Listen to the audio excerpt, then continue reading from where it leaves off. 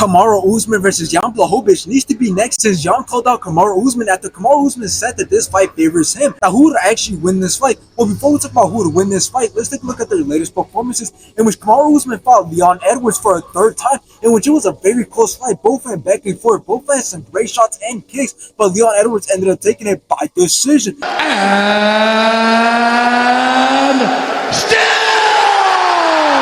Now this, Kamaru Usman went on to fight Khamzat Chimaev, in which Khamzat Chimaev started off very fast with a lot of wrestling and with a lot of grappling, in which Khamzat Chimaev also had a lot of ground control, completely outlanded Kamaru Usman, and obviously Khamzat Chimaev ended up taking it by decision. For the winner by majority decision, Khamzat Boys! Let's take a look at Jan's latest performances, in which he fought Magomed Ankalaev, in which it was a very close fight. Both gave it all they had. Jan landed some great leg kicks, and Magomed Ankalaev landed some great shots, but it ended in a draw. This contest is declared a split draw. After this, Jan went on to fight Alex Pereira, in which Jan's wrestling and grappling was great, but Alex Pereira's striking was just way too much for Jan. All landed Jan, and Jan ended up losing it by decision. For the winner by split decision, Alex.